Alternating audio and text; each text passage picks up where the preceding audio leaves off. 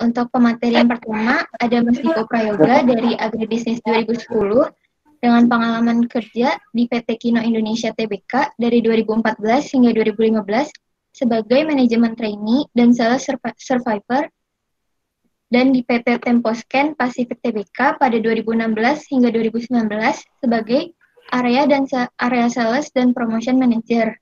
Di PT Bayer Indonesia pada tahun 2020 hingga sekarang sebagai area sales manager Banten dan Jakarta.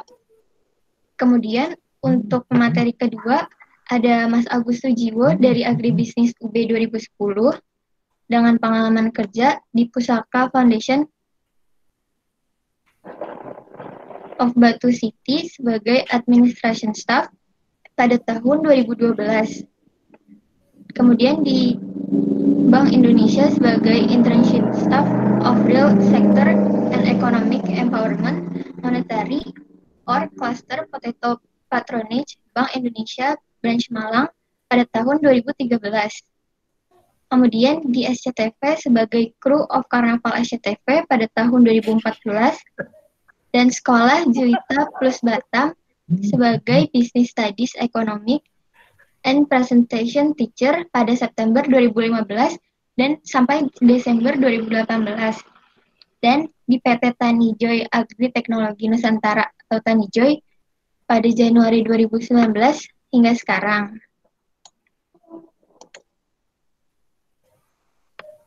Ya, sambil nunggu presentasinya ditunjukin, mungkin ada yang mau disampaikan dulu pada Mas Jiwo atau Mas Dipo? Ya, Jiwo. Oke, Assalamualaikum warahmatullahi wabarakatuh. Waalaikumsalam warahmatullahi wabarakatuh. Ya, selamat sore ya teman-teman ya. Sore. Ya, alhamdulillah hari ini kita bisa berkumpul ya. Total ada 52 peserta untuk Google Meet sore ini. Ada Mas Jiwo dari bidang pertanian dan alhamdulillah sebenarnya Nur Khalisa ya. Hari ini ada Mas Satria juga dari perbankan dan juga ada Mas Faru Riza ya, Mas Gondes itu dari finance. Jadi nanti kalau mau sharing kalau mau sharing sebenarnya bisa dapat knowledge juga dari teman-teman yang di perbankan dan juga untuk di perusahaan finance. Oh ya, satu lagi Mas, saya lupa. Mas Fani juga dari Mega Finance. Ya. Jadi artinya hari ini dari perusahaan finansial juga bisa sharing-sharing juga ya, Mas Faru Riza, Mas Satria dan Mas Fani gitu. Ya, kalau teman-teman ada pertanyaan berkaitan sama perbankan boleh lah. Ini apa ya, Mas Faru Riza ya? Halo?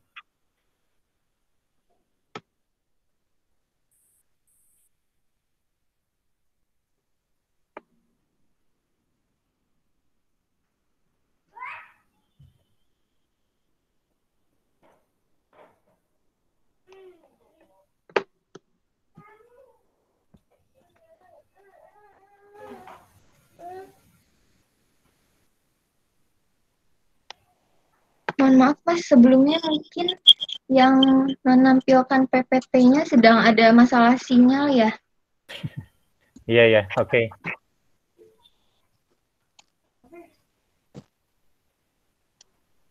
Problem. Oke, bisa dilanjut?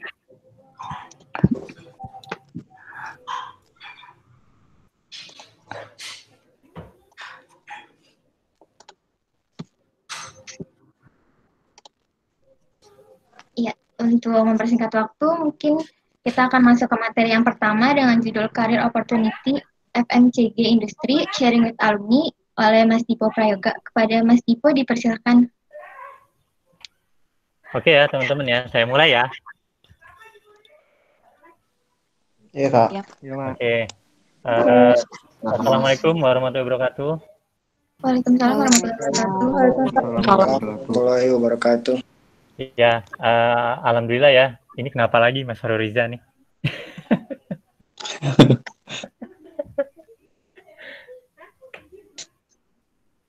Bisa dibantu moderatornya, materinya?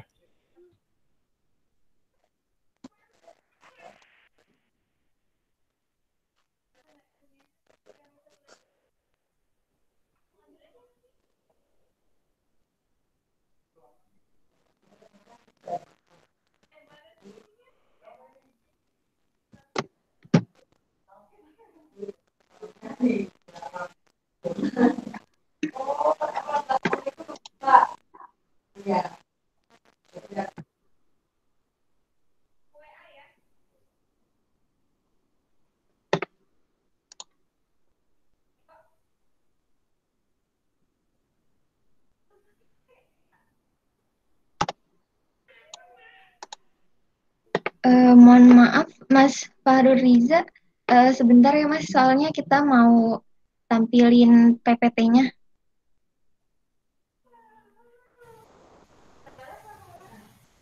Screening boleh tolong di close dulu, present screen-nya. Fahru Riza nggak pernah pakai Google Meet itu, ajarin dulu. Tolong dong itu Fahru Riza di kick aja kalau bisa. Nggak ngerti dia caranya.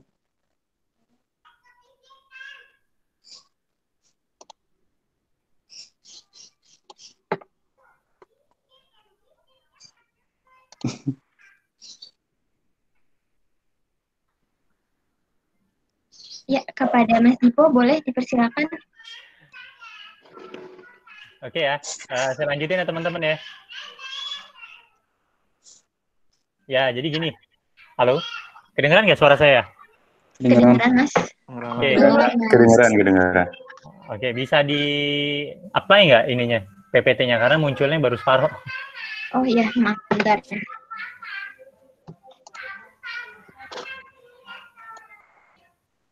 Oke, belum muncul.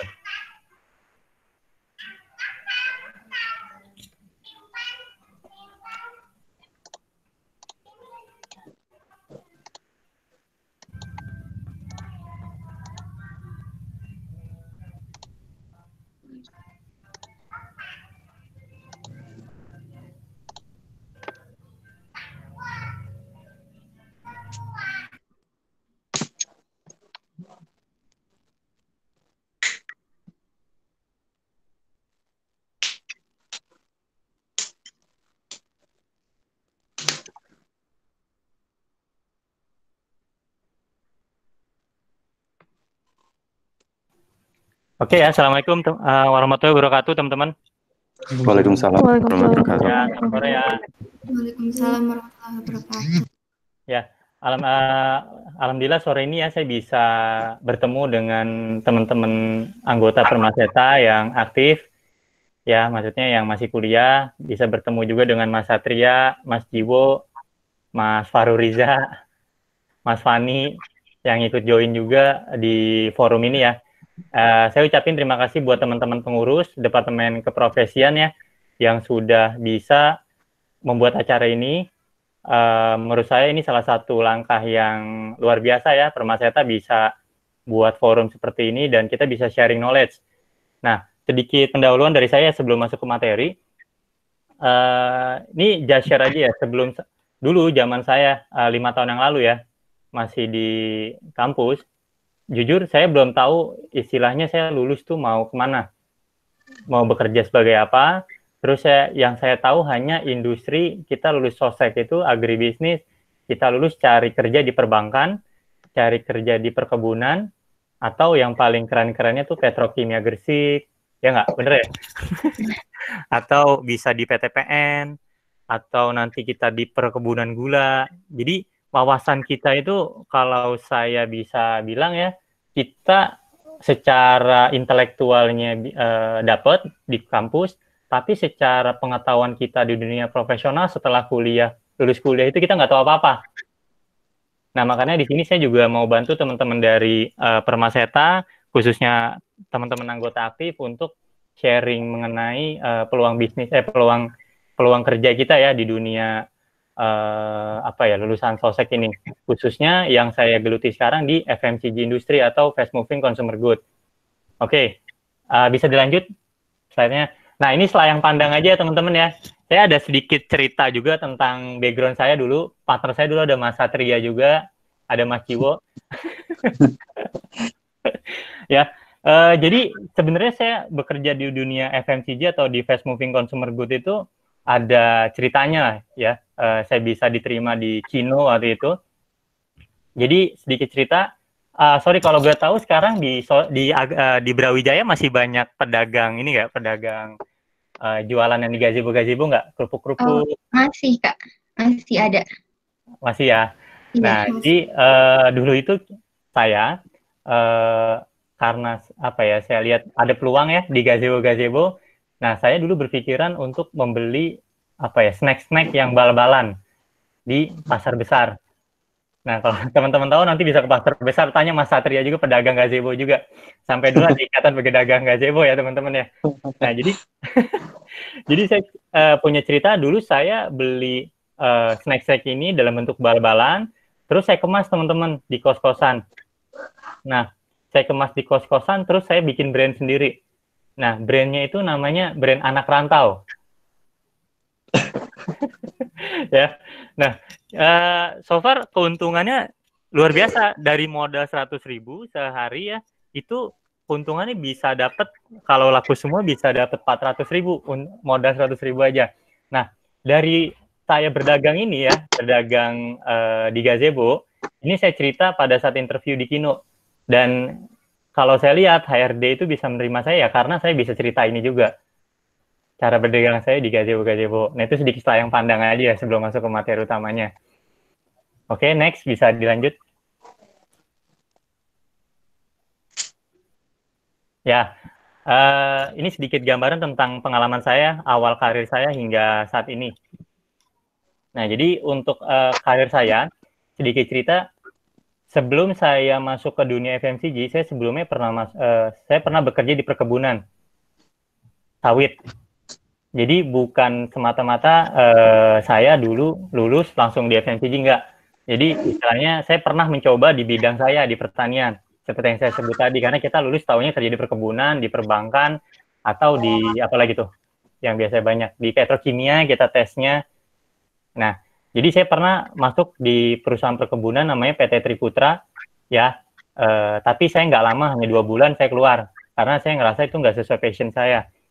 Nah, akhirnya pertama kalinya setelah itu saya dapat kabar dari teman saya dari Fakultas Ilmu Administrasi bahwasanya ada opportunity di PT Kino Indonesia ya teman-temannya.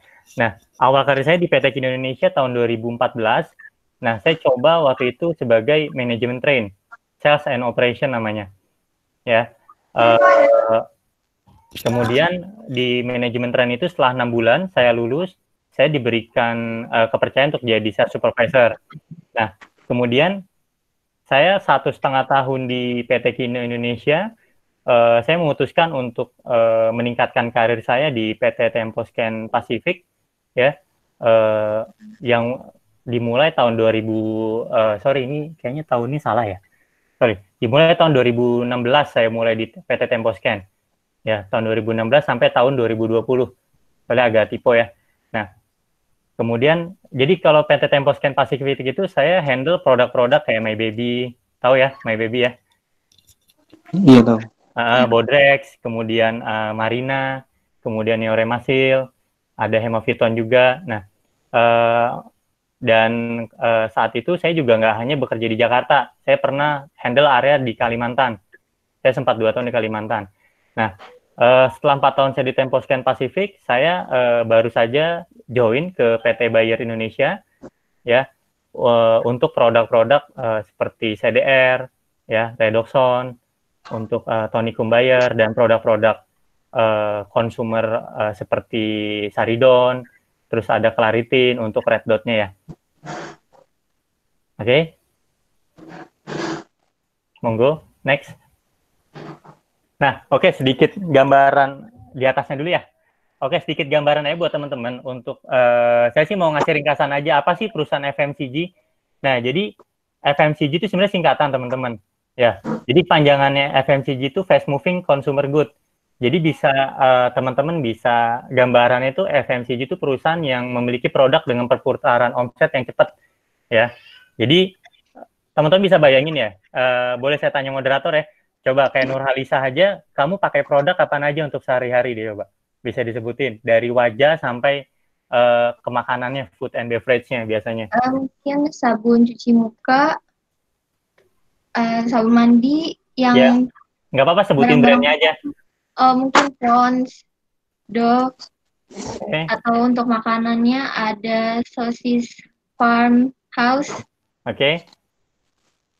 Untuk beverage-nya, minuman? Minumnya mungkin ada teh botol, teh pucuk. Oke. Apa lagi? Kayaknya cukup, Mas. Nah, yang lain mungkin ya biar lebih interaktif. Yang lain ada yang mau sebutin nggak? Selain itu ada lagi nggak yang biasa dipakai sehari-hari untuk produk konsumer? Ayo.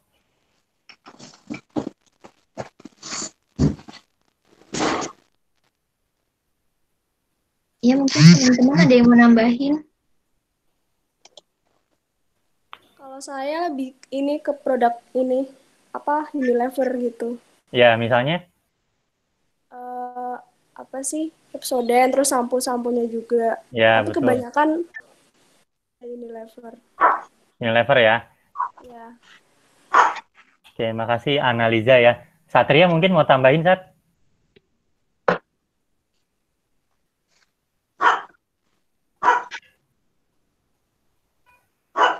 Oke, kalau nggak ada yang mau nambahin, silakan lanjut ya.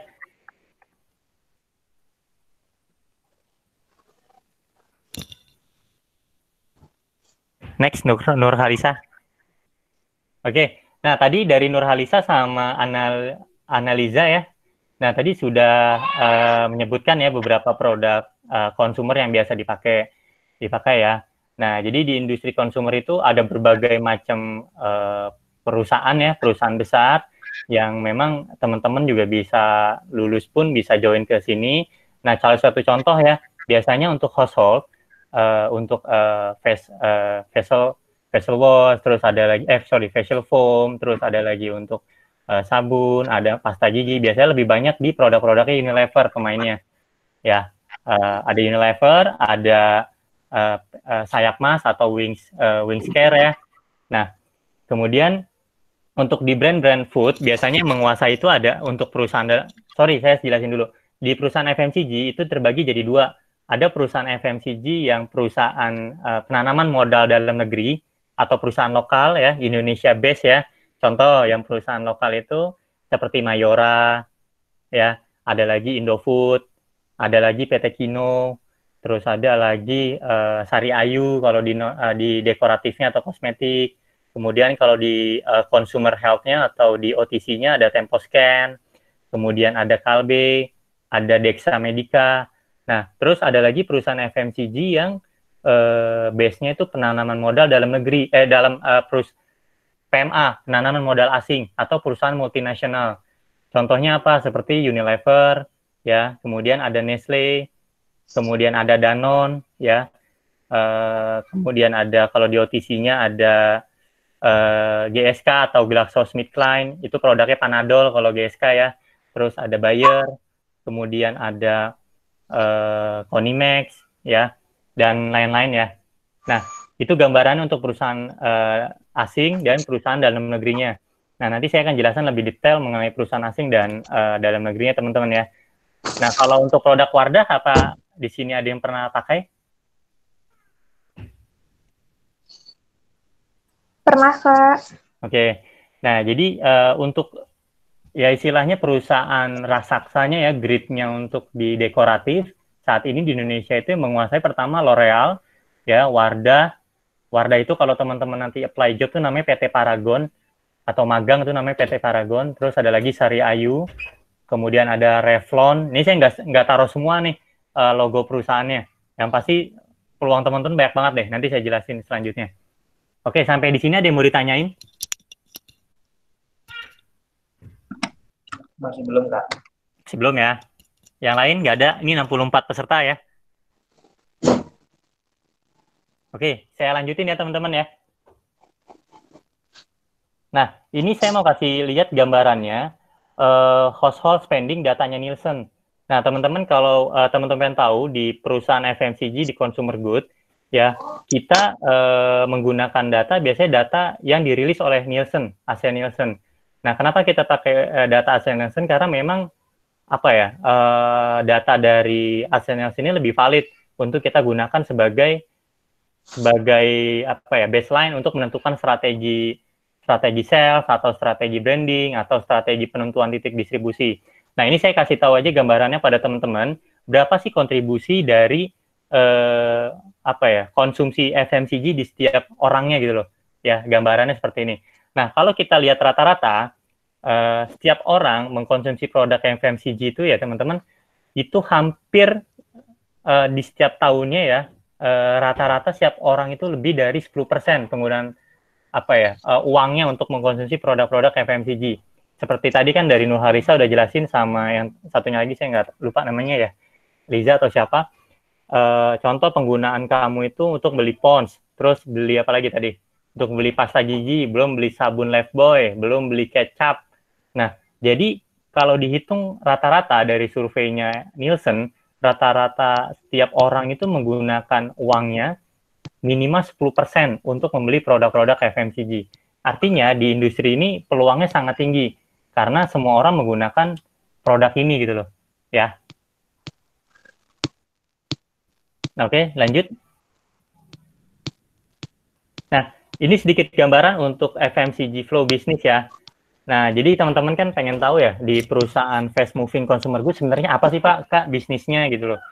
Nah, jadi sebagai gambaran aja untuk perusahaan FMCG itu bisnisnya mulai ya dari pabrik dulu saya jelasin ya. Mungkin teman-teman di sini udah ada yang pernah belajar namanya manajemen produksi dan organisasi ya, bener ya? Masih ada mata kuliah itu ya? Masih, Kak. Masih ada ya, manajemen produksi dan organisasi. Nah, jadi untuk perusahaan FMCG ini mulanya awalnya dari pabrik dulu teman-teman. Nah, saya kasih contoh yang berhubungan sama pertanian, kecap Bango aja deh, produknya Unilever ya, biar gampang. Nah, jadi untuk produk kecap Bango ya, diproduksi di pabrik ya, udah pasti ya. Nah, di pabrik diproduksi. Nah, teman-teman bayangin, di situ rantai supply chain-nya apaan aja kira-kira? Untuk produksi kecap Bango apa aja yang dibutuhin kira-kira? Kecap kedelainya? Ya, kedelai hitam. Terus? Gula aren. Ya, gula aren. Kemudian apa lagi kira-kira yang dibutuhin? Packing plastik, itu kan butuh juga ya? Iya. Terus labelingnya, ya. Nah, jadi dari situ, oke lah. Biasanya anak sosek juga ada lah yang ikut berkecimpung di pabrik, ya. Dari pabrik ini mereka produksi dan biasanya butuh lulusan agribisnis untuk apa? Nah, contoh yang saya tahu ada Mbak Dewa tahu nggak? Agribisnis 2019 kalau nggak salah dia jadi QC ya, quality control biasanya di pabrik itu. Nah, dia jadi QC di pabrik. Nah, ini saya kasih gambaran lagi lanjut setelah dari pabrik. Barang itu kemana sih setelah jadi kecap Bango? Nah, setelah jadi produk kecap Bango ya, produk Unilever ini, nantinya produk yang udah jadi di pabrik ini akan dikirimkan ke distributor utamanya mereka. Ya, jadi dikirimkan ke distributor utama. Atau yang biasa disebut namanya distribution center. Nah, biasanya titik-titik kenapa teman-teman bisa bayangin ya, gimana caranya Unilever, terus Wardah, kemudian siapa lagi ya? Yang paling Nestle produknya bisa terdistribusi di setiap RW yang ada di daerah rumah kalian ya. Setiap RW, setiap RT, gimana caranya coba?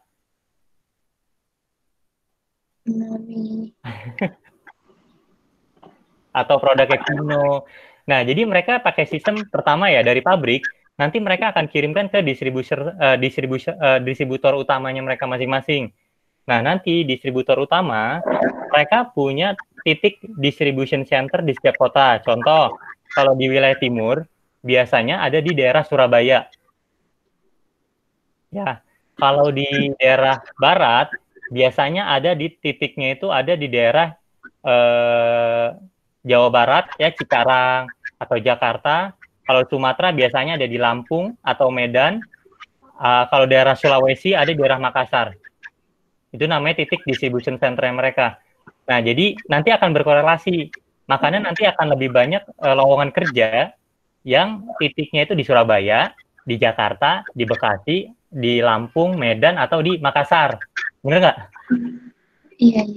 Gitu. Iya, Kak. Karena pusat bisnisnya ada di situ dan daerah itu strategis untuk dijadiin titik distribusi atau distributor utama, distribution centernya mereka. Nah, kemudian dari distribution centernya mereka akan distribusikan lagi ke distributor lokal.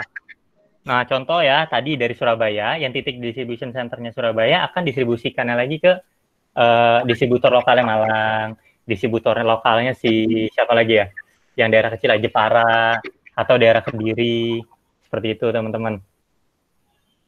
Nah, kemudian dari distributor lokal ini nanti akan lari lagi ke toko-toko grosir, ya, toko kelontong, kemudian ada lagi perusahaan besar farmasi, kemudian ada yang ke modern market seperti Hero, Indomaret, Alfamart, Transmart, dan lain-lain ya. Nah, yang mau saya highlight di sini, mulai dari distributor utama sampai toko grosir ya, sampai distributor utama sampai level wholesaler atau toko grosir, kelontong, modern market, semua membutuhkan tenaga kerja. Nah, dan di situ peluangnya teman-teman semua, ya. Oke, lanjut ya, biar Mas Jiwo bisa presentasi di sini. Ya, ini saya kasih gambaran kenapa sih teman-teman kalau memang nanti kan teman-teman pasti punya passion masing-masing ya, ada yang pengen ke perbankan, ada yang pengen ke perkebunan, ada yang ke pertanian dan lain-lain. Nah, kenapa sih kalau saya kenapa sih berkarir di perusahaan FMCG ya? Nah, yang pertama reason-nya itu perusahaan FMCG tentunya mempunyai nama besar dan dari produk yang dikelolanya teman-teman. Ya, karena rata-rata kan brandnya pasti brand yang dikenal orang, ya. Yeah. Dan produknya nggak akan mati, istilahnya bukan nggak akan mati ya, akan selalu termaintain karena di situ ada marketing brand yang akan mengkomunikasikan produk itu ke konsumen melalui iklan di TV, melalui iklan di sosial media. Nah, itu semuanya yang ngatur brand, marketing brand nanti. Nah, kemudian kedua, kenapa? Karena posisi pekerjaannya beragam teman-teman di perusahaan FMCG. Tadi saya sebut kalau di pabrik teman-teman bisa jadi quality control, ya. Terus kalau di dunia marketingnya teman-teman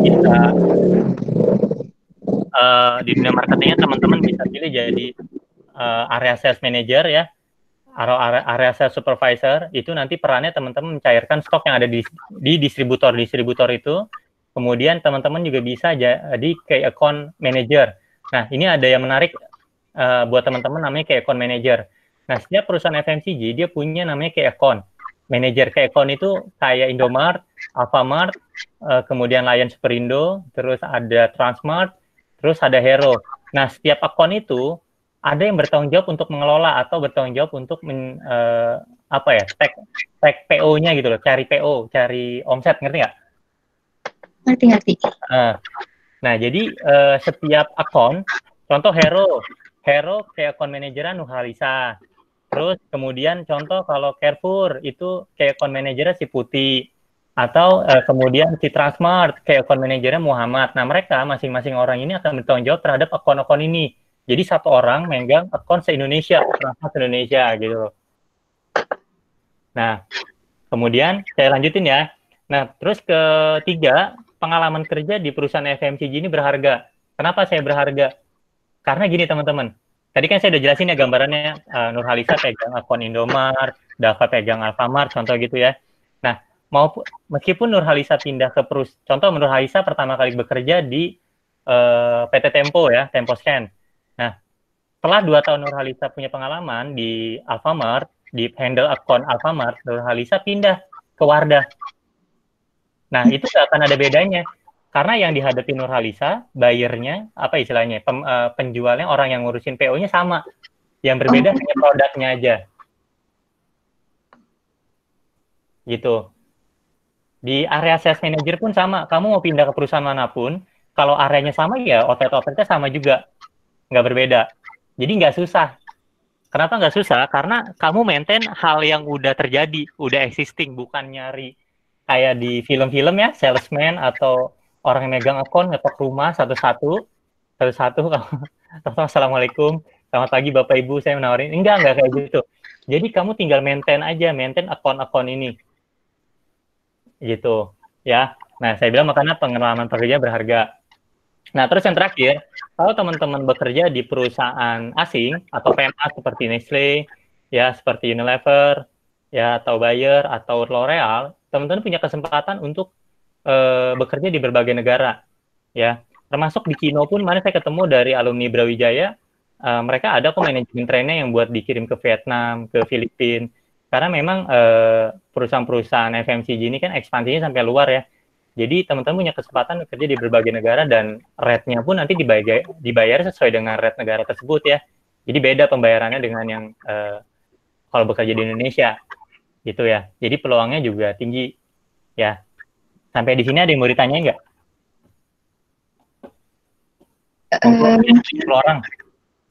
Mungkin kalau untuk pertanyaan bisa setelah materinya disampaikan semua ya Mas di akhir. Oke, ya udah. Oke, selanjutnya next.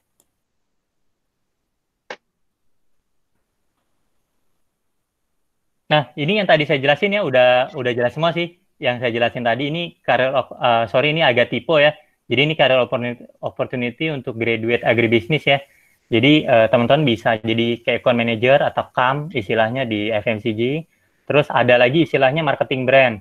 Nah, kalau marketing brand, ada brand development, ada brand communication, ada brand building. Nah, teman-teman bisa lihat kan ya, kalau iklan di TV, terus ada di radio, ada di mana lagi ya contohnya, di Instagram, ataupun ada di Facebook. Nah, itu udah ada yang ngatur. Nah, siapa yang ngatur? Nah, itu dari marketing brand. Nah, biasanya divisi yang ngatur iklan-iklan tersebut, termasuk dia berhubungan sama artis-artis, itu ada di marketing brand communication biasanya. Nah, terus Mas, kalau yang urus inovasi produk, itu kan produk suka ganti kemasan. Contoh kayak Pond, sudah berapa kali tuh ganti desain untuk kemasannya. Terus Marina atau My Baby suka ganti produk. Ganti kemasan. Nah, itu yang ngurus dari brand development namanya. Terus ada lagi istilahnya marketing yang ngurus sales-nya, volume sales-nya produk mereka, itu namanya brand building. Ya. Nah, terus ada lagi istilahnya area sales manager. Nah, kalau area sales manager, dia handle khusus di lapangan, istilahnya dia yang langsung berhubungan langsung ke outlet-outlet, wholesaler, dia handle sales secara langsung. Ya. Nah, kemudian di supply chain juga bisa ya. Kemudian di sales analyst juga ada. Oke, next. Nah, ini yang paling penting sih yang saya mau jelasin ke teman-teman. Takutnya teman-teman pasrah kalau nge-apply job hanya di JPC aja setiap hari. Tahu ya JPC ya, Job Placement Center-nya Brawijaya tuh ada namanya JPC. Nah, gimana sih caranya apply di perusahaan FMCG? Nah, kalau teman-teman mau coba dari sekarang, biar teman-teman tahu gimana sih auranya orang-orang yang bekerja, nggak cuma di FMCG sih ini ya. Teman-teman bisa download di Play Store aplikasi namanya LinkedIn. Ya, logonya ada di sini namanya LinkedIn. Nanti teman-teman coba aja sign up, terus nanti sign in, terus teman-teman coba lengkapi profil teman-teman di situ. Nah, nanti teman-teman coba invite HRD perusahaan. Nanti teman-teman bisa tahu di situ lowongan-lowongan banyak. Dan nge-apply-nya pun nanti cuman by email aja. Gitu. Nah, itu satu, teman-teman bisa nge-apply job melalui LinkedIn. Nah, kedua, teman-teman bisa apply job by web. Ini yang paling saya saranin. Kenapa by web? Kadang, dulu saya pengalaman saya waktu pengangguran ya, dulu kuliah, nganggur sempat beberapa bulan. Jadi kita tuh terpaku dengan job, lowongan kerja yang ada di job fair. Bener nggak, Fani? Ya, kita terpaku sama lowongan kerja yang ada di job fair, kemudian yang ada di JPC, job placement center-nya Brawijaya, terus terpaku lowongan kerja yang dari share broadcast. Nah, jadi coba teman-teman lihat di website-nya perusahaan-perusahaan FMCG atau perbankan. Contoh, di Kalbe, itu setiap bulan pasti ada lowongan kerja. Ya, di Tempo juga sama. Kemudian teman-teman bisa buka website Sari Ayu, Sari Roti, atau bank paling gampang itu Bank BCA atau BTN. BTN jarang ya, BUMN. Yang perusahaan bank swasta juga banyak. Jadi bisa lihat di webnya. Nah, kemudian pilihan terakhir apply job di job fair. Cuman saya nggak terlalu menyarankan di job fair karena kadang saya pun kalau ngerekrut orang rasanya males juga sih ya, ngebaca-baca berkas terlalu banyak. Yang tulisan, yang print-printan, biasanya lebih efisien ya dan gampang itu lihatnya dari email. Kita lihatnya dari email. Cuman ada triknya ya teman-teman. Ini saya kasih tahu aja triknya untuk nge-apply job by mail. Satu, teman-teman kalau nge-apply job by mail, pengalaman saya banyak fresh graduate itu kalau nge-apply job by mail nggak pakai judul, cuma ditulis CV, dia CV aja. Jadi teman-teman kalau mau apply job by mail, coba subjeknya yang jelas. Contoh, teman-teman kalau arahannya suruh kalau ada formatnya, ikuti formatnya ya dari perusahaan tersebut. Tapi kalau nggak ada formatnya, teman-teman judulnya tolong ditulis lamaran kerja, contoh area sales supervisor Mayora Tangerang daerahnya ya, atau kayak account supervisor atau kayak account eksekutif area Bogor lamaran kerjanya. Jadi ditulis subjeknya itu satu. Nah, terus kedua, di badan email teman-teman jelaskan. Karena terkadang teman-teman mengirimkan email itu cuman ada judulnya, cuma badan emailnya nggak ada. Ya, jadi badan email dijelaskan. Teman-teman, ya bahasanya sih bahasa orang kerja biasanya nggak usah kaku-kaku ya. Contoh, Dear HR PT Paragon Indonesia, atau Dear HR Bayer Indonesia, atau Dear HR PT Temposcan Pacific ya. Jadi berikut saya sampaikan apa. Jadi jangan kosongan gitu aja teman-teman. Ya itu kiat-kiatnya biar teman-teman nanti kalau ngelamar kerja nggak dibaca gitu loh ya CV-nya. Nah terus kemudian terakhir saya sarankan kalau teman-teman mau masuk di perusahaan FMCG, ikuti jalur manajemen train atau development program. Kenapa?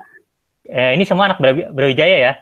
Kenapa? Karena kita ini punya keunggulan teman-teman. Keunggulannya apa? Kita ini dari perguruan tinggi negeri. Meskipun ya teman-teman tahu lah di agribisnis gimana sih kuliahnya ya. Nggak susah-susah banget ya. Ya jadi kita punya keunggulan kita di perguruan tinggi negeri eksak ya. Dan perusahaan-perusahaan itu ngelihat kita sama seperti lulusan IPB. Gitu. Tinggal nanti di interviewnya aja teman-teman bisa atau enggak secara menjawabnya seperti itu. Jadi teman-teman ini jangan grogi bersaing sama anak FE karena setahu saya justru di FMCG lebih banyak teman-teman dari eksak ya. Apalagi saya pengalaman bekerja udah di berapa perusahaan tuh 3 perusahaan rata-rata yang di FMCG itu teman-teman IPB, Brawijaya, terus sama UI. Gitu. Jadi yang dilihat itu rata-rata ya eksaktanya itu dan teman-teman pertanian banyak dilihat ya, gitu. Oke, lanjut. Oke, nah ini selection-nya ya teman-teman ya untuk pekerjaan. Nah pertama biasanya kalau kita ngelamar kerja dari pengiriman berkas dulu ya. Nah itu CV biasanya. Nah saran saya teman-teman kalau bikin CV yang simpel aja. Ya, nggak usah detail-detail, kasih tanggal lahirnya nggak usah, cukup tahun lahirnya aja. Kita sebagai rekruter nggak perlu tanggal lahirnya teman-teman. Kenapa? Karena di situ nanti kan bisa ketahuan nick-nya teman-teman di KTP. Jadi jangan bikin CV terbuka. Paham ya? CV terbuka itu teman-teman ngedetailin lahirnya di mana, alamatnya detail banget. Jadi kalau ngasih alamat ini aja dulu, alamat umum. Kalau HRD-nya mau tanya detail, ya nanti by lisan aja ketika udah atau pas sudah masuk tanda tangan kontrak gitu ya. Nah terus kedua interview HRD. Nah biasanya kalau interview HRD yang pertama nggak langsung ke user ya teman-teman. Biasanya interview HRD yang pertama kalinya itu sama HRD aja. Nah dia hanya mau ngetes kesungguhannya teman-teman. Ngerti nggak? Kesungguhan itu tekadnya teman-teman gitu loh. Kemudian dia juga pengen tahu teman-teman mentalnya kayak gimana. Contoh gini ya, saya kasih pertanyaan. Nurhalisa siap nggak kalau saya tempatkan di daerah Kalimantan? Atau misalkan Dava, apakah siap kalau saya tempatkan di area Sulawesi sebagai area sales manager nanti kalau saya terima? Nah itu yang kadang pertanyaan itu menjebak teman-teman. Jadi teman-teman kalau saya boleh saran, teman-teman bilang iya aja dulu. Karena kenapa? Yang penting lolos dulu ke tahap selanjutnya. Nanti urusan teman-teman mau terima apa enggak, lihat di tanda tangan kontraknya aja. Pas tanda tangan kontrak, kan kalau teman-teman nggak setuju bisa tolak sebelum tanda tangan. Gitu. Yang penting kita sampai ke tahap terakhir. Jadi yang penting yakin aja dulu kalau masih tahap awal. Ya. Nah, terus yang ketiga, teman-teman di psikotes. Kalau memang udah lulus di di HR akan di psikotes. Nah, saran saya teman-teman coba beli buku aja kalau psikotes sih. Karena soal psikotes itu nggak berubah-ubah ya. Dan ada triknya sebenarnya. Terus kalau ada tes gambar namanya tes Kraepelin atau Pauli ya. Sebisa mungkin kalau di dunia FMCG atau dunia apapun ya, teman-teman gambarnya yang lebih cenderung yang lingkaran atau melengkung. Itu artinya teman-teman jiwanya dinamis. Tahu saya kayak gitu ya kalau di psikologinya.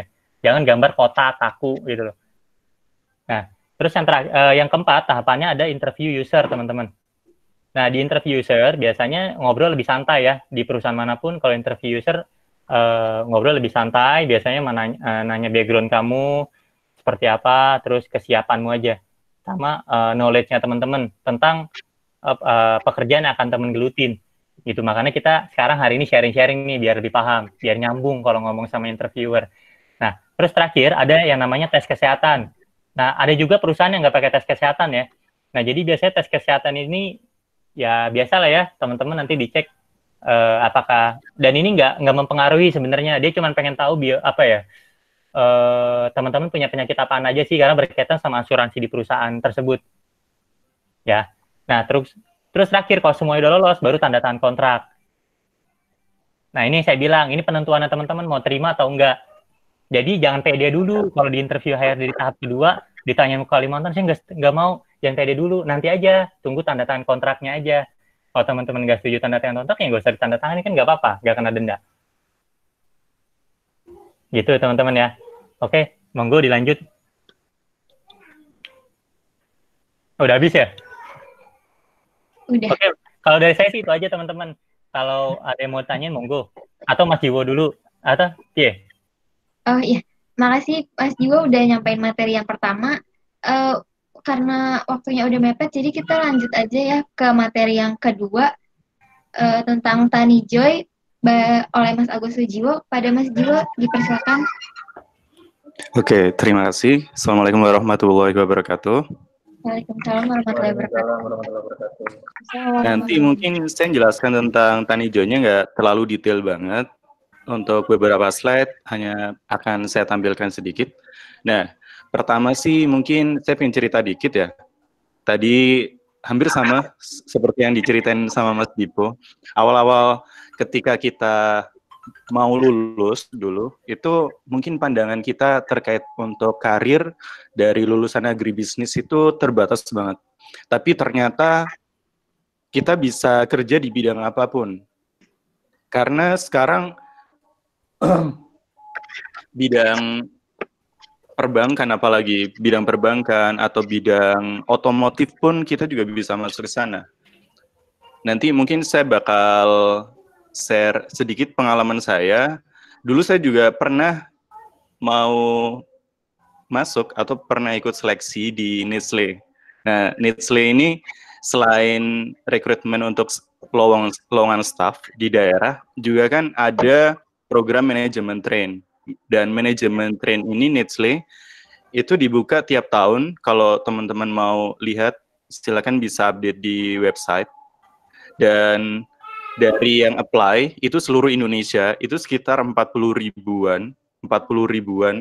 Dan yang diterima itu cuman 13 orang. Itu untuk manajemen trainnya. Dan untuk yang bisa kita masuki di sana, karena kita background-nya agribisnis ya, rata-rata sih di bagian operasional ataupun di sales marketing, dan itu dari 13 posisi itu sekitar 4 atau 5 aja. Jadi bayangkan ternyata untuk nyari kerja itu nggak segampang itu, dan kita harus terbuka dengan opportunity lain. Jadi jangan sampai teman-teman ya, oke lah kita background-nya agribisnis, kita pengen berkontribusi ke pertanian, tapi jangan sampai idealisme itu juga bakal mengikat teman-teman, akhirnya nggak terbuka dengan opportunity lain. Nah, makanya waktu itu, apalagi pas ikut di seleksi Nestle, ini kan ada sekitar 8 tahap waktu itu, 8 tahap, dan semua tahapan seleksinya itu menggunakan bahasa Inggris. Nah, dari sini saya ingin informasikan ke teman-teman semua kalau penting sekali kemampuan berbahasa itu untuk saat ini. Aslinya nggak cuman bahasa Inggris, bahasa Mandarin pun itu juga. Bahkan waktu itu ada salah satu perusahaan di Pasuruan, itu dia mencantumkan salah satu syaratnya untuk bisa masuk ke perusahaan mereka itu harus mempunyai skill bahasa Inggris aktif dan juga minimal skill bahasa Mandarin pasif. Nah, kalau kita kan di agribisnis ada mata pelajaran tambahan itu kan palingan bahasa Inggris. Kalau di univ lain itu ada bahasa Mandarin. Jadi dari situ untuk nilai jual kita agak sedikit kalah di situ dengan mahasiswa atau lulusan dari universitas lain yang mereka juga punya skill lain seperti itu. Nah, makanya waktu itu pun ketika akhirnya setelah lulus dari Agribis, saya juga coba apply ke banyak company, termasuk di FMCG company, dan karena seleksinya juga nggak gampang ya, dan seleksinya itu sampai akhirnya bisa diterima itu sekitar 4 bulan. Jadi ketika kita cuma fokus ke satu company aja, 4 bulan, dan oke kalau diterima, tapi kadang itu yang bikin nyesek ketika kita udah lolos di tahap pertama, kedua, ketiga, keempat, kelima, di tahap ke-6 yang udah mau offering letter itu nggak keterima, itu sakitnya minta ampun. Jadi dari situ kita harus coba apply-nya itu ke beberapa company yang kita juga harus siap untuk masuk ke company tersebut dan juga sesuai dengan passion kita. Nah, makanya waktu itu setelah lulus dari Brawijaya, ya karena mungkin gini sih, salah satu tantangan yang kita hadapin juga, mungkin teman-teman yang biasa aktif di organisasi selama kuliah di Brawijaya, kita punya ego yang tinggi gitu loh. Kita nggak mau jadi, semisal kayak kerja di bank BRI deh, aku nggak mau jadi teller, aku maunya jadi PPS BRI. PPS BRI itu yang se-Indonesia yang ikut berapa puluh ribu yang diterima palingan cuma 50 atau 30. Karena dari situ kan, karena ego kita tinggi, akhirnya kita juga selektif cari kerjaan. Tapi ternyata ya, oke, kadang kita boleh selektif, tapi kita juga harus mulai realistis dengan skill dan juga kompetitor kita itu nggak mereka yang punya skill di bawah kita, yang mereka punya soft skill dan hard skill di atas kita itu banyak banget.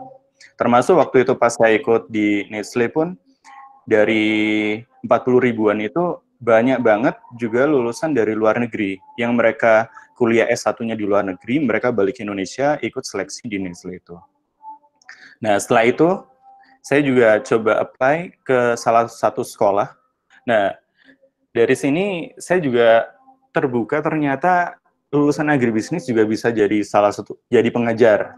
Jadi pengajar ini nggak hanya sekedar dosen, tapi saya juga bisa ngajar di salah satu sekolah swasta, Sekolah Nasional Plus, hampir mirip dengan sekolah internasional.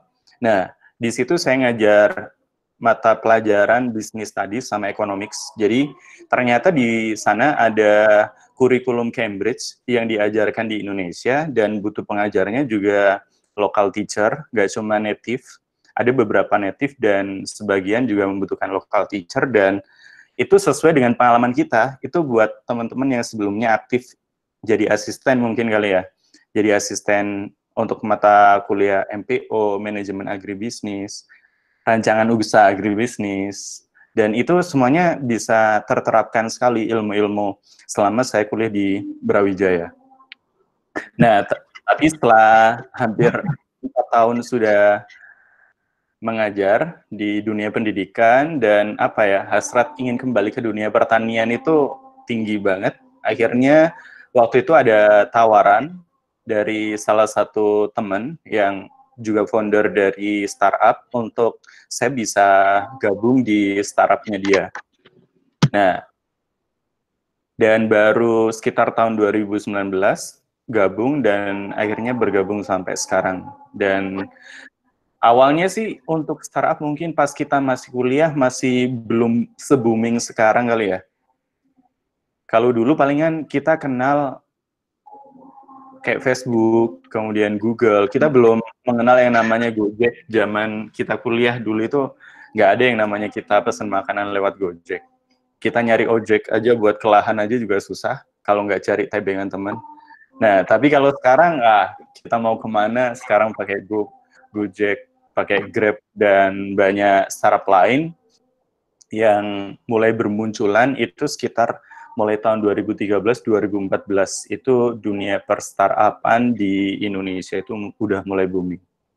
Nah, kalau sebelumnya untuk startup sendiri itu adalah bisnis rintisan yang masih belum mempunyai konsep atau pola bisnis yang pakem. Jadi, pola bisnis mereka itu masih berubah-ubah. Nah, contohnya kayak kalau teman-teman mungkin tahu Grab Indonesia, kita lihat itu adalah salah satu unicorn startup yang kita lihatnya itu udah gede banget, tapi ternyata pas kita coba selamin di dalamnya itu ternyata ya untuk sistemnya itu nggak sepakem untuk perusahaan-perusahaan lain. Mungkin kalau semisal tadi Mas Dipo dia kerjanya di FMCG company, jadi untuk job desk masing-masing posisi itu sudah jelas, kemudian jenjang karir juga sudah jelas, semuanya jelas, dan mereka udah kerja sesuai dengan SOP, sesuai dengan job desk masing-masing. Tapi ketika kita ke startup, itu kita bakal menemukan dunia kerja yang lebih dinamis. Seperti itu. Jadi, startup ini kan ada berbagai macam bidang startup, salah satunya di bidang pertanian, ada di fintech, kemudian ada di bidang jasa, kemudian kalau teman-teman pernah dengar Fabelio, itu dia bekerja di bidang furniture, dan masih banyak yang lain. Nah, kalau sekarang karena saya sedang berkarirnya di Tanijoy, saya bakal cerita sedikit tentang apa sih peluang karir yang teman-teman bisa masukin ketika nanti teman-teman bisa atau ada keinginan untuk kerja di startup di bidang pertanian. Nah, untuk tahun kemarin, beberapa bulan yang lalu, aslinya dari agribisnis FPUB angkatan 2016, kalau nggak 17 itu yang mereka magang itu angkatan berapa ya kemarin? Ada Mas Helmi.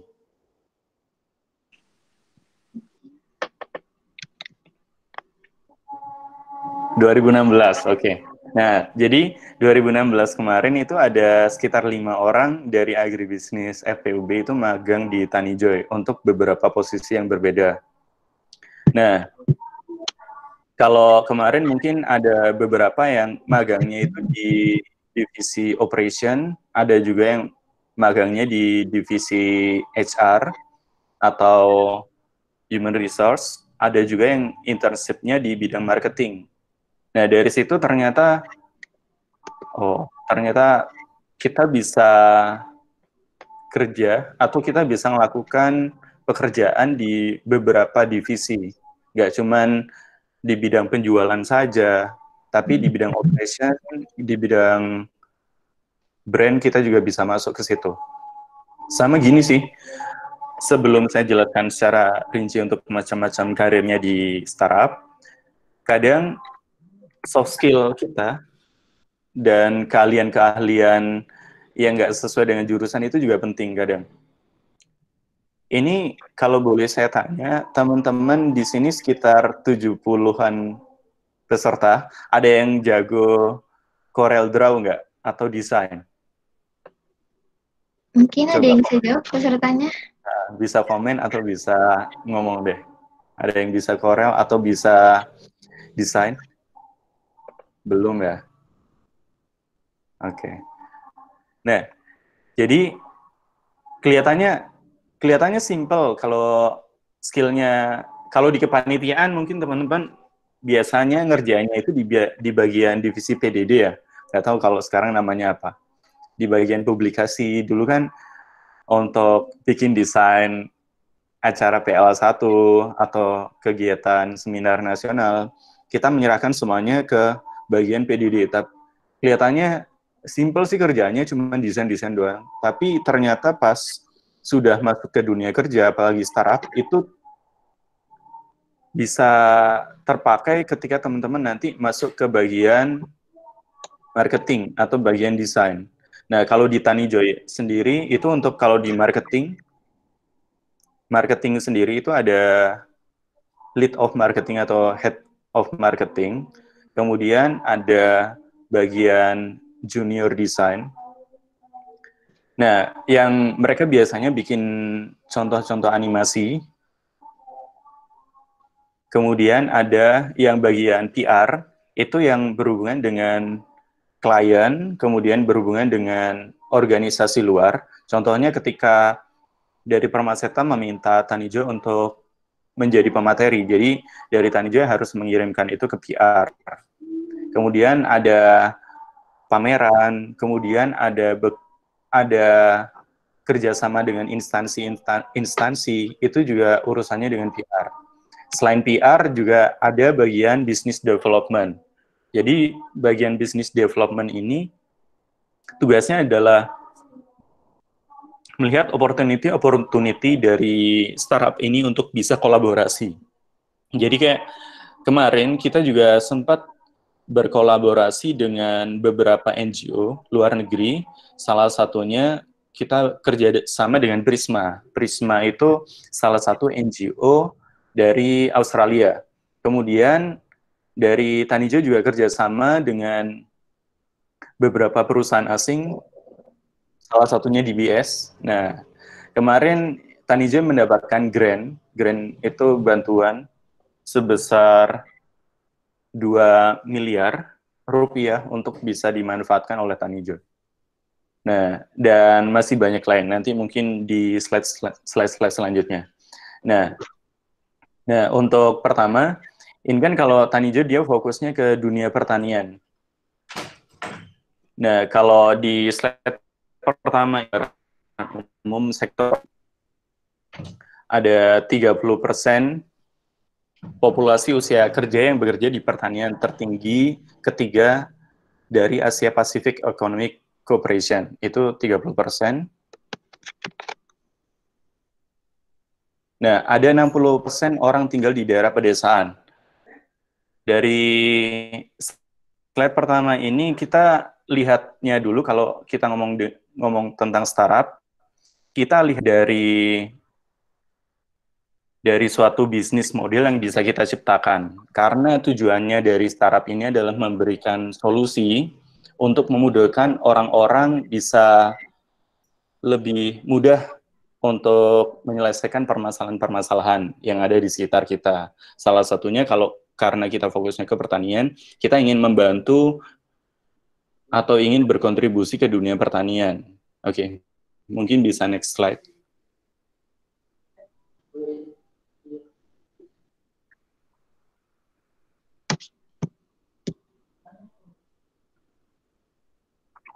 Oke, kalau untuk Tanijoy sendiri, ini dimulainya tahun 2017. Dirintis oleh beberapa founder, yaitu ada Mas Muhammad Nanda Putra, Kuku Budi Santoso, dan Febrian. Nah, yang dua ini background-nya dari pertanian, yang satu dari IT. Nah, kenapa kita membutuhkan dunia IT atau orang yang punya skill di dunia IT? Karena kalau startup sekarang kan aslinya nggak melulu tentang IT sih, tapi karena sekarang semuanya itu kan bisa kita kerjakan itu dengan smartphone, bisa dengan alat atau teknologi yang memudahkan kita. Nah, dari situ founder dari Tanijoy melihat peluang di situ. Jadi ingin menghubungkan petani dan juga investor itu melalui platform. Nah, platformnya itu dikelolanya oleh siapa? Nah, oleh tim IT kita. Tim IT kita membuat beberapa software yang applicable, bisa digunakan petani ataupun investor untuk akhirnya mereka bisa dipertemukan di situ. Dan tugasnya Tanijoy di sini adalah mempertemukan antara petani dan juga investor. Nah, kadang karena kita melihat petani banyak di Indonesia yang mereka punya lahan, tapi mereka kesusahan dalam hal modal. Nah, kita juga lihat opportunity, ternyata di luar sana banyak sekali mereka yang punya modal, cuman mereka bingung mau investasi kemana. Nah, dari sini muncullah Tanijoy sebagai perantara untuk mempertemukan investor dan petani. Seperti itu. Jadi, ketika modal ini sudah di crowdfund, sudah dikumpulkan, kemudian didisbursekan ke petani sesuai dengan SOP yang berlaku, kemudian petani menggunakannya untuk kegiatan usaha taninya. Akhirnya mereka bisa mengembangkan usaha tani mereka. Yang awalnya kadang kalau teman-teman lihat di pertanian, kalau udah sering field trip ke lapang ya, mungkin petani yang mempunyai lahan pribadi itu rata-rata sekitar ratusan meter persegi. Jarang sekarang petani yang mempunyai lahan hektaran. Tapi ketika mereka udah punya modal, mereka bisa sewa dan mereka bisa berusaha tani dengan skala yang lebih luas. Seperti itu. Next. Oke, ini visi Tanijoy membawa kebahagiaan melalui pertanian. Next. Karena waktu juga udah mepet banget ya. Oke, next lagi. Oke, untuk visi misi mungkin bisa kita lewatin. Next. Lanjut lagi. Nah, oke. Ini, yang slide sebelumnya. Yang slide. Slide sebelumnya bisa. Oke, kalau kita lihat Tanijoy itu nggak hanya sekedar satu company saja. Aslinya Tanijoy itu adalah grup company. Karena yang namanya startup itu kan masih usaha rintisan. Going to ke company yang beneran real company, perusahaan yang mempunyai sistem. Karena sistem itu sekarang proses kita membangun itu. Bisa ditampilkan slide sebelumnya.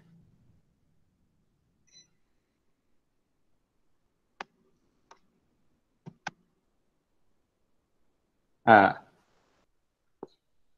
yang ada, bentar. Setelahnya mungkin. Coba slide setelahnya. Oke deh, nggak apa-apa, saya jelaskan ini. Nah, jadi Tanijoy itu yang menaungi paling tinggi itu Tanijoy Group Indonesia, di bawahnya ada Tanijoy Fintech, kemudian ada Tanijoy Grow, kemudian ada Tanijoy Supply, dan ada Tanijoy Trading. Nah, di sini kalau dari Fintech itu mereka tugasnya adalah melakukan crowdfunding pendanaan dari investor. Nah, ini yang kerja di sini itu siapa saja? Mereka background-nya apa saja? Nah, yang bekerja di bagian di Fintech, ini tentunya di bidang IT. Nah, tim IT itu siapa saja? Tim IT itu nanti ada project manager, kemudian ada UX writer, ada UI writer, ada front end, back end, dan lain-lain. Nah, saya juga baru tahu ketika saya sudah bergabung ke Tanijoy, ternyata background IT itu nggak cuma, kalian lulusan IT, tapi ternyata nanti bisa terpecah jadi lebih banyak. Nah, kemudian di Tanijoy Grow, nah ini baru yang masuk ke sana adalah mereka yang background-nya pertanian rata-rata. Paling banyak di situ. Karena di Grow ini kita tugasnya apa? Melakukan pendampingan ke petani. Nah, di sana ada bagian field manager, kemudian ada field manager tugasnya melakukan monitoring ke petani dan juga lahan petani, mulai dari bibit itu diberikan ke petani, ditanam petani, akhirnya dipanen. Nah, ketika sudah panen, nanti ke Tanijoy Trade atau trading. Jadi, hasil panen, semisal hasil panen kentang, jagung, kalau yang terbaru sekarang kita nanam melon, itu yang melakukan mulai dari pasca panen, mulai dari sortir, kemudian grading, dan kemudian dijual ke beberapa pasar, itu adalah tugasnya dari tim trading. Tim trading ini juga dibutuhkan lulusan dari pertanian atau yang mereka punya background di bidang perdagangan. Nah, ada juga Tani Joy Supply. Jadi gini, kalau di dunia pertanian, kadang kalau teman-teman dengar kayak perusahaan-perusahaan di bidang bibit, nah kalau Tani Joy ini, kalau sekarang kan mayoritas proyek yang sedang dijalankan itu kan budidaya kentang. Nah, kentang kan bibitnya itu kan dalam bentuk umbi kan. Nah, itu didapatkannya dari mana? Apakah dari perusahaan pembenihan? Nah, ternyata Tani Joy juga bisa masuk ke situ. Akhirnya kita di Medan, kita punya greenhouse, kita memproduksi sendiri bibitnya ini, dan akhirnya kita jual ke petani, dan juga kita pergunakan untuk proyek kita sendiri. Nah, ternyata untuk bibit kentang ini kan untuk prospeknya tinggi banget. Nah, dari situ dibangunlah Tani Joy Supply yang fokus untuk saat ini di pembibitan kentang. Seperti itu. Nah, ini kan pola atau bisnis modelnya Tani Joy. Nah, di sini ada beberapa sistem yang dibangun atau software yang dibuat oleh tim IT, itu mulai dari platform investasi.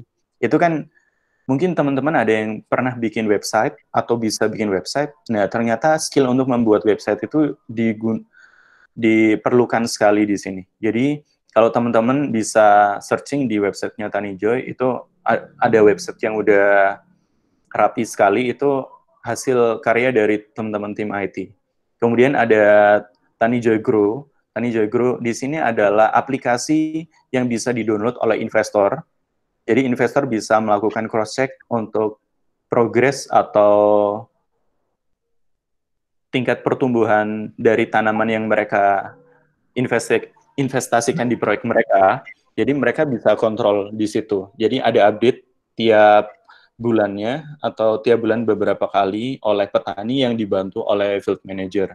Jadi di sini petani dan juga field manager melakukan update kondisi dari pertumbuhan dari tanaman mereka. Nah, ada juga field manager apps untuk surveyor, untuk trading juga, dan juga ada POS. Jadi kalau teman-teman mungkin yang sering ke kafe, pasti kan di sana ada kasir kan. Nah, di kasirnya itu biasanya mereka pakai semacam alat kasir yang sekarang udah tinggal pencet-pencet aja.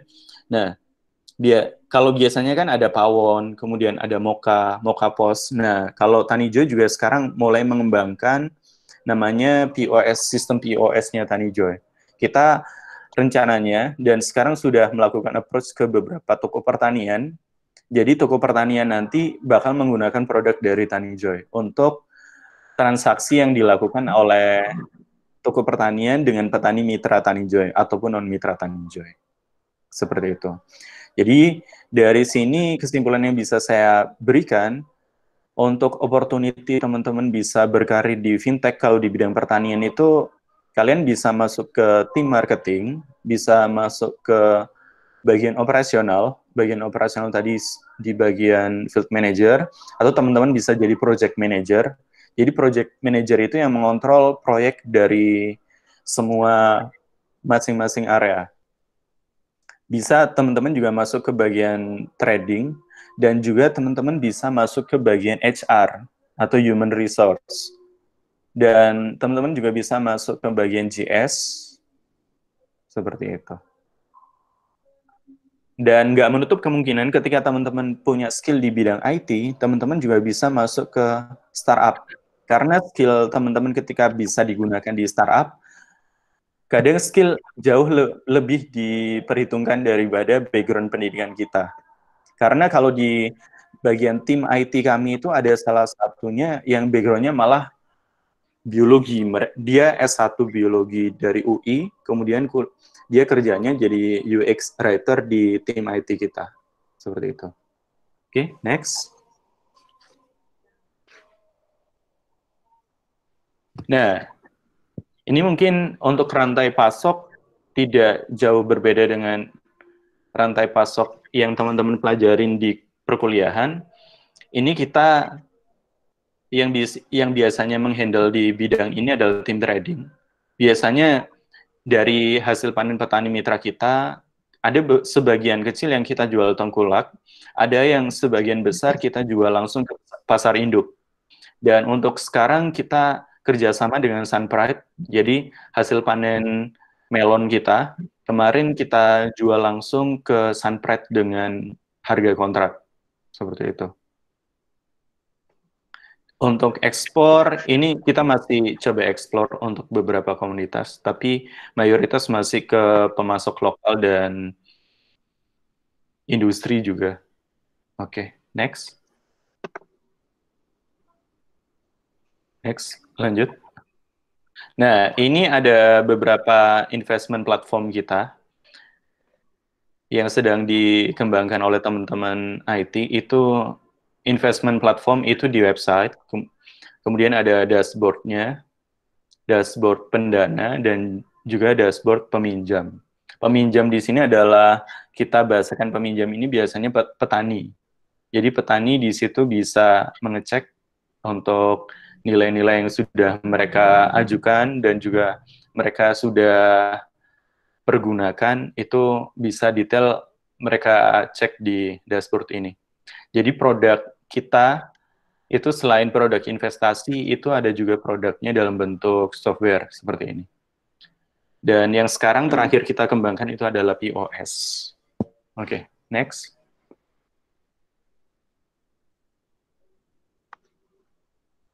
Nah, kalau ini yang tadi Grow platform, jadi Grow platform ini fungsinya itu untuk melihat perkembangan dari tanaman yang ditanam sama petani, itu bisa langsung dicek sama investor, kalau kita posisinya jadi investor melalui aplikasi ini.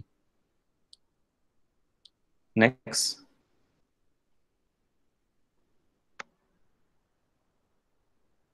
Oh, ini yang POS-nya. Kalau makanya tadi kalau teman-teman sering ke coffee shop dan pas teman-teman mau bayar kan di situ ada alat kasirnya kan, biasanya ada Moka POS atau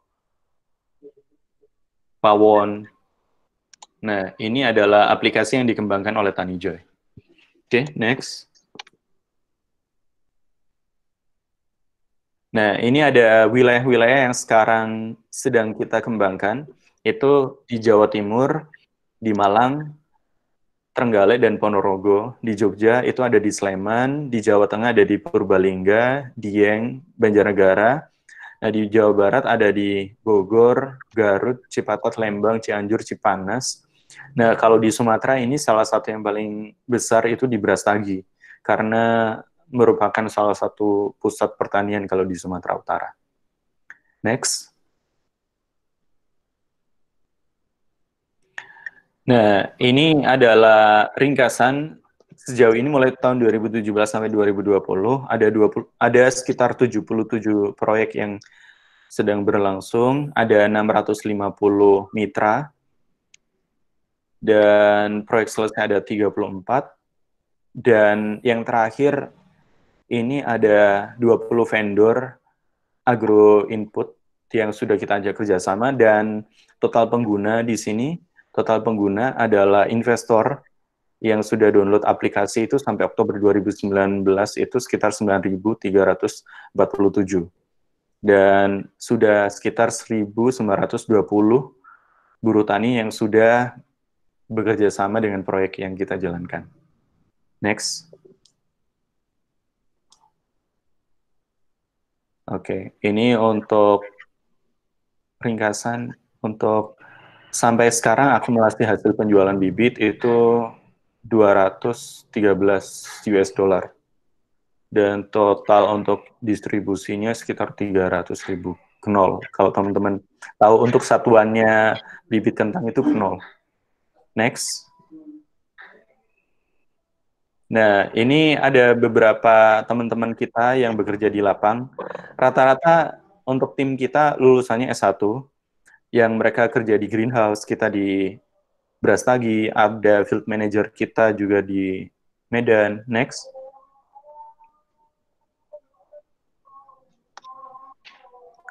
Nah, ini ada Agus Wibowo, ini merupakan petani mitra kita. Jadi, kalau sekarang petani yang mengajukan kerjasama dengan kita itu nggak hanya petani yang umurnya 40 tahun atau 50 tahun ke atas. Banyak sekarang petani-petani muda di Indonesia yang mereka sekarang lebih aware ke dunia pertanian. Nah, ini ada mitra kami saat ini sudah semakin banyak.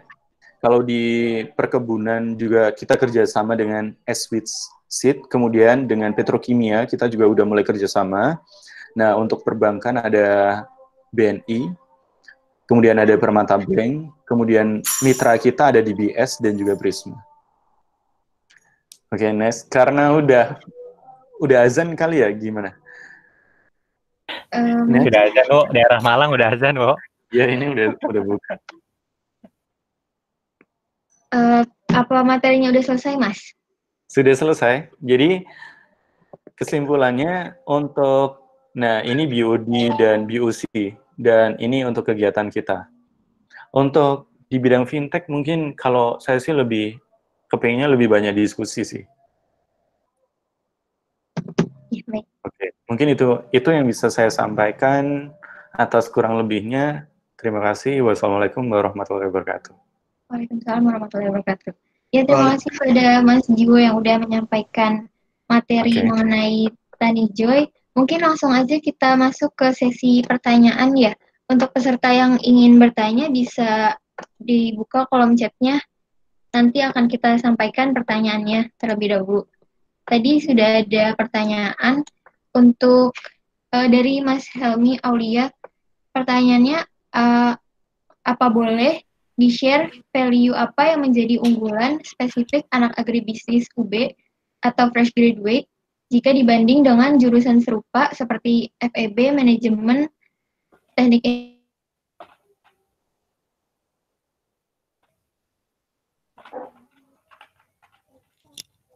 industri, khususnya yang ke perusahaan FMCG. Mungkin boleh dijawab kepada Mas Ipo. Gini ya, terkait dengan value added, biasanya perusahaan itu nggak ngelihat gini nih. Oke, kita punya value added anak eksak lah ya, eksakta kita dari sains untuk agribisnis. Nah, cuman biasanya perusahaan itu ngelihat histori alumni kita yang pernah. Contoh di Tempo itu, di Kino, saya kasih gambarannya. Di Kino itu banyak sekali teman-teman dari mahasiswa alumni Brawijaya. Nah, akhirnya nanti di tracer di HR-nya sana, HR-nya Kino akan cenderung memilih teman-teman anak Brawijaya. Kenapa? Karena teman-teman Brawijaya, salah satunya teman-teman Sosek itu punya prestasi di perusahaan tersebut gitu loh. Jadi apa yang teman-teman dapat sekarang itu berkat dari alumni yang sekarang juga, karena dia punya dia punya prestasi di perusahaan-perusahaan itu. Contoh kayak Tani Joy, dia kan banyak teman-teman dari agribisnis Brawijaya ya, sama Agrotech. Ya karena memang teman-teman agribisnis dan Agrotech yang dari Brawijaya itu orangnya struggle gitu loh, kuat, mentalnya bagus, terus punya attitude yang bagus. Jadi akan selalu diambil gitu loh, salah satunya dari kampus-kampus tersebut gitu. Cuman kalau dibilang value added, kita value added-nya anak eksak. Biasanya dari perusahaan senang ngambil dari jurusan kita gitu. Pokoknya yang paling banyak saya selama di FMCG teman-teman dari IPB, UI, ITB ya, sama ya dari Brawijaya ya salah satunya gitu. Nah, paling yang biasanya suka menyalip ya secara karir, atau bukan secara karir sih, yang jabatan bergengsi biasanya akan diisi dari teman-teman Prasetya Mulia yang kenal IT ya. Kemudian dari teman-teman BINUS, seperti itu sih biasanya. Ya. Terima kasih Mas Ibu sudah menjawab pertanyaannya. Mungkin ada pertanyaan lagi dari Kak Elvira. Mungkin bisa sharing pengalaman waktu baru memasuki dunia pekerjaan, apa yang dilakukan, maksudnya untuk tetap upskill dan juga untuk networking-nya, walaupun masih baru lulus. Mungkin bisa dijawab Mas Jiwo terlebih dahulu. Oke. Yang jelas, awal-awal kita masuk dunia kerja, kita coba adaptasi dengan lingkungan kerja. kita yang baru. Karena lingkungan kerja di satu tempat dengan tempat lain pasti berbeda. Nah, makanya kayak pengalaman kita ikut organisasi, pengalaman kita ikut kepanitiaan, kita gampang adaptasi dengan lingkungan kepanitiaan dengan orang-orang baru, itu penting banget. Nah, makanya ketika saya untuk karir pertama kan, lebih tepatnya saya waktu itu di sekolah di Batam. Itu untuk tahun pertama saya langsung diangkat jadi wakil kepala sekolah. Karena di situ saya perform gitu loh. Ketika saya ngerjakan sesuatu, saya kerjakan dengan maksimal. Kemudian dari situ atasan atau pemilik yayasan lihat kinerja kita, langsung, dan mereka punya nilai lebih, bisa memberikan nilai lebih ke kita. Tapi ketika kita ngerjainnya ya udah asal-asalan aja, di situ ya kita bakal menurunkan nilai kita sendiri juga di perusahaan. Mungkin ya sama aja sih di perusahaan yang sekarang pun ya hampir sama. Ketika saya nggak perform ya bakal dilihat. Tapi ketika kita coba perform di sini, kita bekerja sesuai dengan SOP, dan kalau bisa effortnya dilebihkan dari situ. Dan kita coba dekan gitu sih. Kita coba lebih bagus, lebih apa ya, interaksi sebaik-baiknya dengan teman-teman di kantor kita. Karena apa ya, kita coba menciptakan lingkungan yang positif, kita lebih dahulu menyapa orang, kita lebih murah senyum, itu bisa menimbulkan apa ya, nilai positif kita di mata orang lain sih. Iya, benar Mas Jiwo. Ya, makasih Mas Jiwo. Apa Mas Dipo ada yang ingin ditambahkan? Ya, kalau dari pemaparan Mas Jiwo sih benar ya. Jadi kalau kita baru pertama kali masuk kerja, kita humble aja ya sama orang, open. Terus kalau bisa, coba cari guru. Istilahnya kita cari guru tuh siapa sih yang mau kita ikuti gitu loh. Contoh Mas Jiwo, saya anak manajemen train. Mas Jiwo ini sales manajernya nih, udah jadi karyawan tetap. Nah, kalau saya rasa dia bisa jadi guru saya akan sering-sering sharing sama Mas Jiwo gitu, untuk upgrade skill kita tentang dunia kerja itu kepada Mas Jiwo. Jadi ya udah sering-sering sharing aja, sama lah kayak kita berorganisasi gitu loh. Intinya sih dari saya ilmu teman-teman di agribisnis, di Permaseta, dinamika yang teman-teman jalanin sekarang, kritikan-kritikan yang teman jalan yang didapat sekarang, atau masukan, atau ada problem, nah itu nanti akan kepake lah di dunia kerja.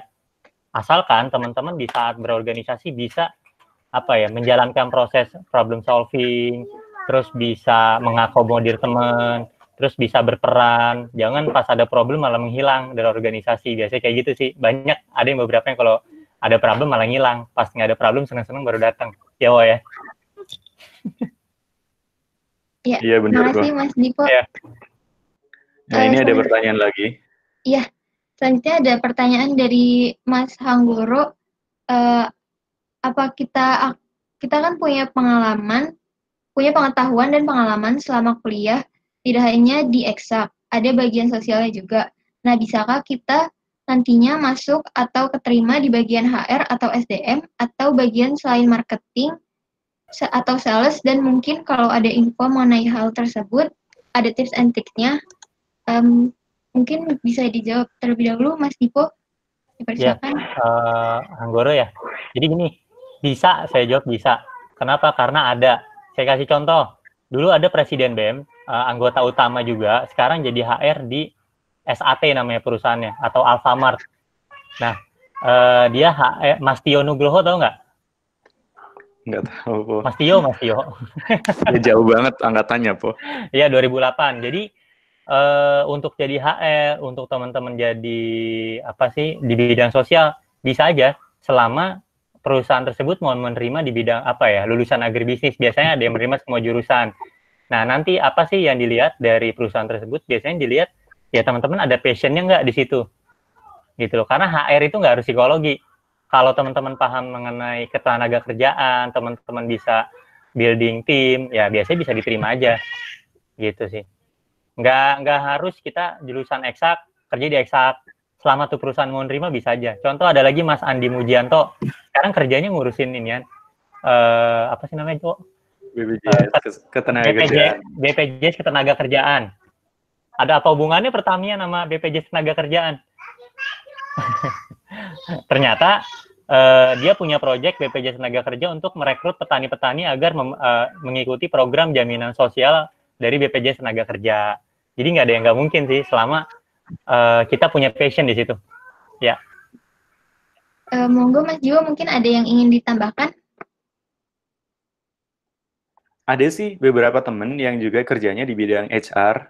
Teman sangkatan saya, dia setelah lulus fresh graduate, dia ngelamar posisi HR di perusahaan di Astra Agro Lestari. Dan akhirnya keterima. Ya benar yang Mas Dipo tadi bilang, untuk awal itu yang sering dilihat sama HR dari company yang bakal menerima kita itu kan background pendidikan dan juga IPK kan. Ya asal kita bisa memenuhi IPK awal, kemudian kita punya passion di situ, kalau bisa kita juga mulai mencicil mengikuti pelatihan-pelatihan yang sekiranya berguna ketika nanti kita coba apply kerja. Kayak bahasa Inggris itu kalau bisa teman-teman udah mulai preparation nggak cuman TOEIC ya, TOEFL atau IELTS. IELTS itu kalau teman-teman pengen bekerja atau berkarir di luar negeri. Soalnya ada teman seangkatan kita ya, Bu, Ajrina, inget nggak? Nah, Ingat. dia itu kerja sekarang di London, itu di perusahaan otomotif, kerjanya di bidang finance. Nah, dari situ kan teman-teman asal punya skill di bidang finance atau yang pernah punya background jadi asisten manajemen keuangan, itu berguna banget. Bayangkan dari teman-teman yang cuman suka satu mata kuliah dan teman-teman expert banget di situ dan bisa mengaplikasikan ilmunya, itu bisa teman-teman gunakan. Karena itu tadi, kuncinya ketika kita udah punya skill itu dan udah masuk ke tahapan interview HRD tahu minat dan bakat kita di mana, untuk posisi apapun itu bisa memungkinkan saja kita masukin di situ. Nah, ini ada untuk pertanyaan kedua ya, yang tips kalau mau mulai belajar. Gini sih, kalau nggak kita paksakan dari sekarang itu, teman-teman bakal ketinggalan. Itu PR dari saya. Minta apa ya, bisa teman-teman pegang lah. Kalau teman-teman sekarang cuma let it flow aja, nanti kerja ya udah seadanya aja. Kalau mentalnya masih kayak gitu, teman-teman bakal ketinggalan. Karena di luar sana itu, teman-teman meskipun background-nya apa, teman saya aja waktu itu ada, dia lulusan Macung, dia setelah lulus kuliah, jurusan IT, dia tetap ikut les di bidang, atau kursus di bidang akuntansi. Nah, karena skill-skill tambahan kayak gitu itu, di luar kampus itu ternyata berguna banget di dunia kerja. Dan itu juga jadi added value tambahan kita selain background kita sebagai lulusan dari Fakultas Pertanian atau eksak ya, kayak gitu.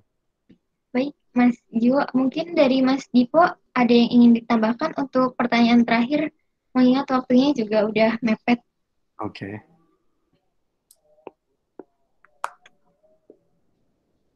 Ya kalau dari saya sih sama ya kayak Mas Jiwo. Jadi intinya teman-teman coba dilatih aja skillnya untuk problem solving ya khususnya. Kalau saya itu terus bahasa Inggris itu penting tapi nggak jadi penentu ya.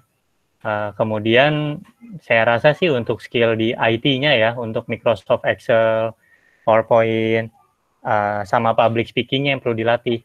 Kalau IPK sih yang penting lolos dari IPK 3 aja udah bisa diterima kerja ya, sama udah lolos lah di HR-nya.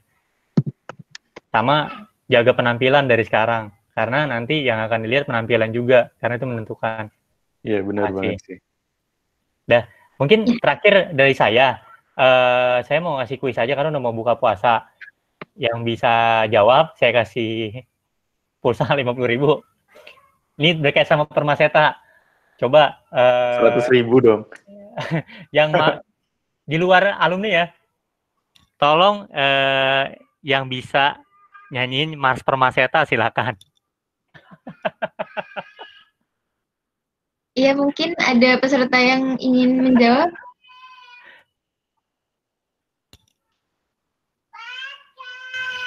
Buat dapat hadiah dari Mas Dipo mungkin.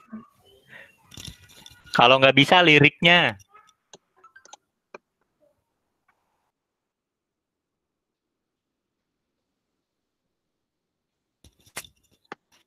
Nggak ada yang bisa?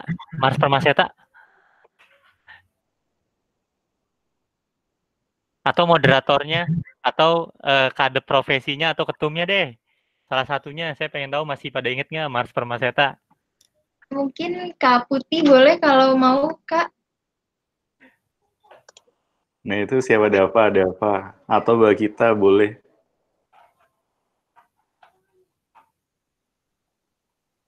Nah. Ya boleh Mas Dava. Ya udah duet boleh, nanti masing-masing 50.000, 100.000 ya Po, Dipo. Ya 50.000 dari kamu kok. Serta transfer ke kamu deh.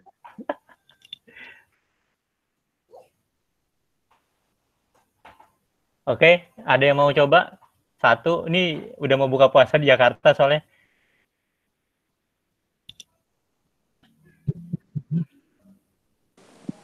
Iya Kak, bisa Kak. Oke, silakan. 1, 2, 3. Perhimpunan Mahasiswa Sosial Ekonomi Pertanian mewujudkan keakraban bersama, mengembangkan profesi. Ayolah maju Permasetaku, bangun memberi semangat sejati, wujud tridharma, berdaya guna, pertanian maju, Indonesiaku. Udah Kak. Oke, terima kasih tepuk tangannya untuk siapa itu? Dava ya? Mas Dava. Ya, tepuk tangannya buat Dava. Dava, nomornya dikirim aja ya di chat ini, di kolom chat. Keren banget suaranya. Ya, Boleh, mungkin itu aja boleh. dari kalau dari saya mungkin itu aja, karena saya harus siap-siap buka puasa nih. Oh iya, baik. Kalau okay. gitu langsung aja saya bacain simpulan untuk materi sore hari ini. Perusahaan Fast Moving Consumer Goods atau FMCG merupakan perusahaan dengan produk yang memiliki perputaran omset yang cepat. Mengapa perusahaan FMCG? Karena perusahaan FMCG biasanya telah memiliki nama besar dengan produk yang dikelolanya. Perusahaan FMCG merupakan industri yang bergerak cepat dan inovatif di mana perusahaan memiliki posisi pekerjaan yang beragam dengan pengalaman kerja yang berharga. Kemudian, Tanijoy melakukan beberapa kolaborasi dengan beberapa organisasi, baik nasional dan internasional. Tanijoy fokus pada dunia pertanian, startup khususnya bidang pertanian, memiliki tujuan untuk membantu petani Indonesia dan memberikan kontribusi dalam dunia pertanian. Tugas Tanijoy juga dapat mempermudah petani dalam bertemu investor terkait keterbatasan modal dan akan terus berdiri untuk kontribusi terhadap pertanian Indonesia. Terdapat banyak sekali metode untuk melakukan apply job saat ini, seperti LinkedIn, web, career center, dan job fair. Sebagai lulusan agribisnis, kita harus bisa mencari setiap opportunity dalam mencari pekerjaan dalam bidang agribisnis nantinya. Terakhir dari saya, jangan lupa untuk terus pantau informasi terkait Permaseta forum discussion lainnya di official account Permaseta. Terima kasih sudah hadir pada forum diskusi kali ini. Semoga bermanfaat bagi kita semua. Salam profesi. Wassalamualaikum warahmatullahi wabarakatuh. Salam. Waalaikumsalam. Salam. Waalaikumsalam warahmatullahi wabarakatuh. Waalaikumsalam warahmatullahi wabarakatuh. Makasih ya. Sama-sama. Terima kasih semua yang udah ikut join. Terima kasih. Terima kasih.